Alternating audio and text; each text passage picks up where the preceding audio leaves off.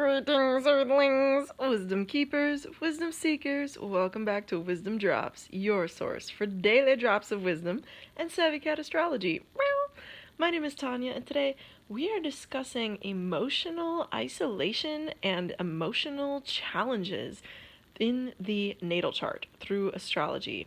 So in this short and sweet audio vid, we're going to be talking about just some key planetary placements, aspects being made between some key planets, and some key signs that you might want to be on the lookout for if you're looking at a birth chart wondering, is this person inclined to have a more challenging emotional experience, okay?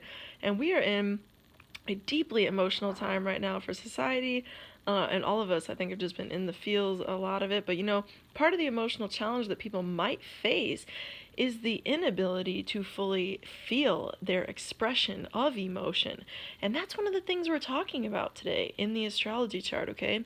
But before I jump on into that, 3 quick announcements. Numero uno. If you are not already subscribed to this YouTube channel, what is you doing? I put out a video every single day of the week, and you should be here for it if you're into it, because I'm here for you.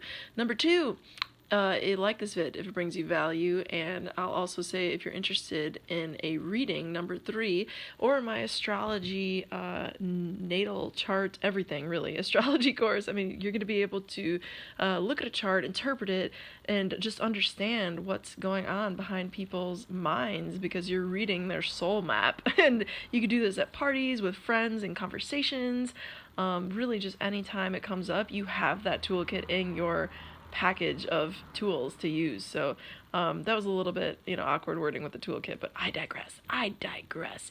Now, moving right along, emotional issues or challenges or proclivity towards just having a more isolation or just sort of challenging emotional experience.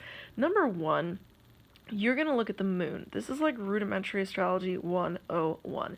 If you want to understand somebody's function at an emotional level, the first place you can just glance and really gain a lot of information is the moon. And so you look at the moon and you can say, what's going on here? And that's kind of where we start getting into the second portion of where I want to draw your attention to today, which is aspects, okay? So to that moon in particular, as it does symbolize the emotional experience as well as the physical embodiment of a person by ancient astrology standards, you want to look to see, is that moon experiencing hard aspects? And if the answer is yes, which is fairly common, because we all have planetary aspects in our chart, and negative aspects are aspects that are unused, not squares or oppositions. So a square and opposition, in other words, isn't necessarily a negative aspect. It is if you allow it to be. It is in certain regards of how life events might play out, especially when we're children or younger and we have less control over how we manifest the energy in our chart. But point being, if you do see hard aspects to that moon, that's going to be a big indicator of something going on there that is a little more challenging, okay? Especially, and that leads us to category number 3 maybe, when you see the ruler of Aquarius and Capricorn, aka Saturn, in hard aspect to the moon. That is a key indicator that that person is either really hard on themselves, experiences big issues of loneliness, experiences issues of authority out in the real world, quote unquote real world, right? That is detrimental to their mental, emotional beingness, okay?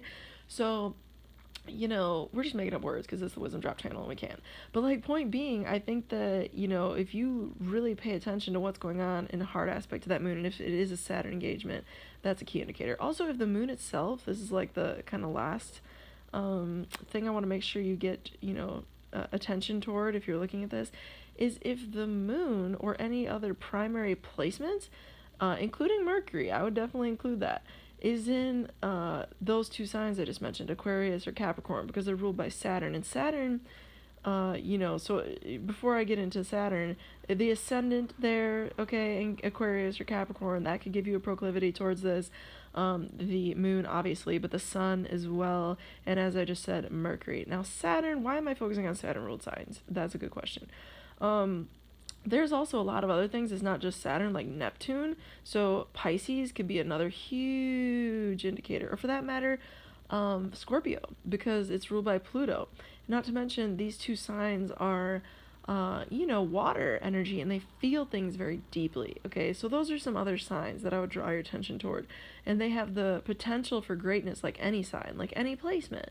But when they're in challenging aspect and you just start tallying up these things, like the aspects are hard, the signs are proclivity towards having, more of this isolated or depressed or just lost kind of emotional experience, right? That's when you start paying attention, because you're seeing themes develop, you're seeing tallies add up, okay? So anyway, with that said, moving right along, I think that we covered a fair amount in this video, and I'm not feeling like, I do feel like I want to explain what Saturn is a little bit more, but you know what? I think the summary I'm just going to quickly give you is that Saturn has to do with isolation, because it's the furthest planet out in the visible planetary palette, and that's by ancient standards to the naked eye, so to speak. So, it has to do with the boundaries, but it also has to do with isolation. So it has like a bit of that Plutonic association that we in modern astrology have. Okay, with that said, make sure you're subscribed if you're not already. Through next time, until next time, may the stars be with you. Peace.